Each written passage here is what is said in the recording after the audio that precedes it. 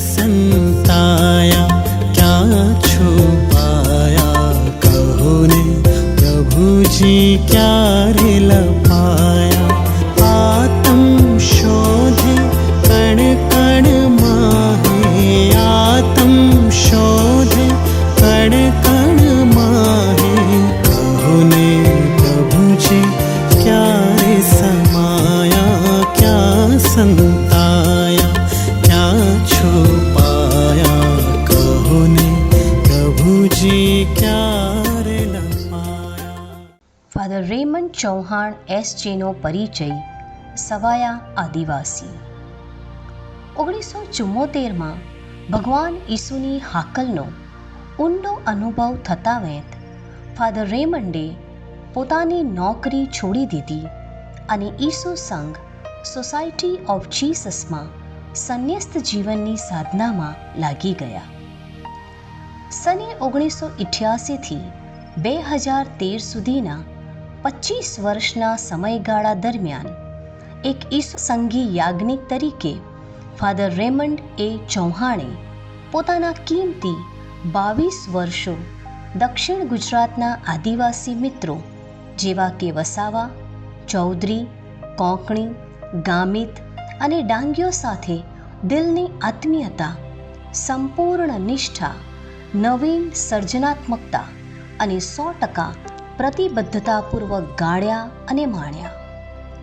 સવાયા ગામિત, સવાયા ડાંગી, સવાયા વસાવા, સવાયા ચૌધરી અને સરવાળે સવાયા આદિવાસી જેવી અંગત પહેચાન દક્ષિણ ગુજરાતના આદિવાસીઓ પાસેથી પામનાર ફાધર રેમન્ડ એ ચૌહાણ એસજે સાચે જ આદિવાસીઓમાંના એક બની ગયા છે એ નિર્વિવાદ હકીકત છે.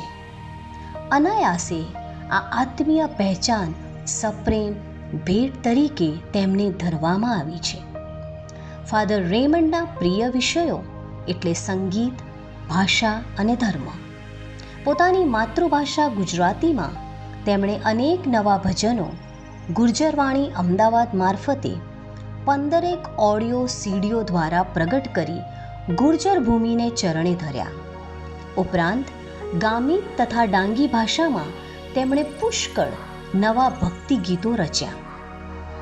ફાધર રેમન્ડ એ ચૌહાણ એસજે ના જીવનમાં ભાષા, સંગીત અને ધર્મનો વિરલ ત્રિવેણી સંગમ વહેતો નજરે પડે છે.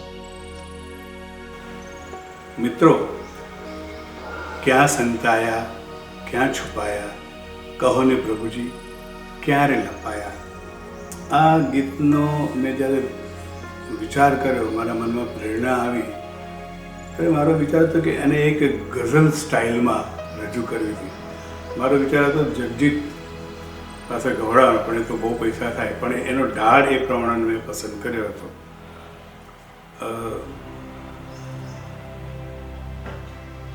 મિશ્ર યમન કલ્યાણમાં આ ગીત છે અને એમાં આ ગીતમાં જે એની માવજત કરવામાં આવી છે સંયોજનની બાબતના, સંગીતના સંયોજનમાં, મને લાગે બહુ સરસ ઓર્કેસ્ટ્રેશન કર્યું છે પ્રકાશ પીટર્સે, અને જે ભાઈએ ગીત ગાયું છે એ પણ ખૂબ જ સુંદર રાગમાં ગાયું છે. અને મને પોતાને આ એક ખૂબ જ ગમતું ગીત છે. ઘણા બધાએ મને ટકોરો પણ કરી છે, ફાધર આવા સરસ ગીતો તમે ક્યાંથી લાવો છો? મેં કીધું એ મારા દિલની અભિવ્યક્તિ છે. મેં જે વાત કરી શરૂઆતમાં, મારું પહેલું ગીત 1974નું, જે ભગવાનની શોધ, અવિરત શોધ ચાલુ છે, એવી જ શોધ અહીંયા દેખાતી લાગે છે. ક્યાં સંતાયા, ભગવાનને પ્રશ્ન પૂછી, જાણે કે બાળક પ્રશ્ન પૂછ્યો, એ ભગવાન તમે ક્યાં છો, ક્યાં સંતાયા, ક્યાં છુપાયા, મારે તમને જોવા છે, મળવા છે. પહેલા અંતરામાં પછી જે હૃદયની એકલતાની વાત કરવામાં આવી છે. હું સંઘમાં છું, કુટુંબમાં છું, ગમે ત્યાં છું, પણ હું મારા પોતાના ઘરમાં પરાયો છું. જ્યારે એવી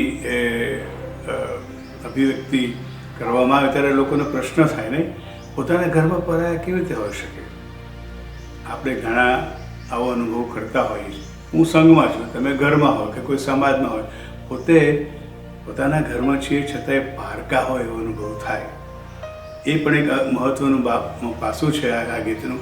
અને એ રજૂ કરે છે માણસની જે અકળામણ છે, માણસની જે એકલતા છે, માણસને જે અચૂકતાપણું લાગે છે, એ આ ગીત દ્વારા વ્યક્ત કરવામાં આવે છે. અને ભગવાનની ખોજમાં આવું બધું થાય.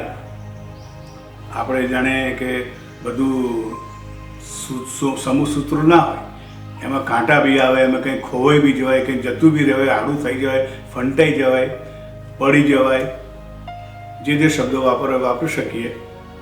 ત્યારે ભગવાનને શોધ કરીએ, ભગવાન તું ક્યાં છે?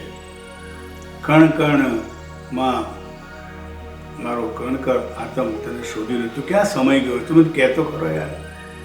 એટલે જ્યારે આ ગીત બન્યું અને જ્યારે મેં સાંભળ્યું ત્યારે મારી આંખમાંથી આંસુ આવેલા કે આ માણસ આટલું સરસ સંગીત સંયોજન કરીને મારું ગીત મને એ લખ્યું ત્યારે તો સ્પર્શેલું જ, પણ જ્યારે સાંભળ્યું ત્યારે પણ સ્પર્શ્યું.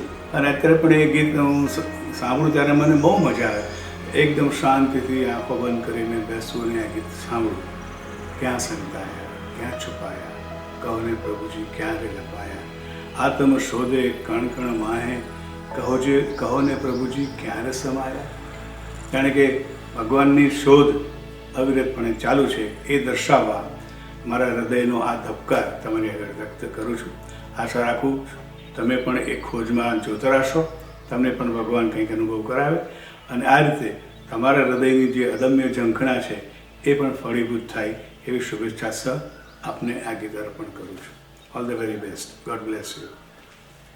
क्या संताया, क्या छुपाया, कहो ने प्रभु जी क्या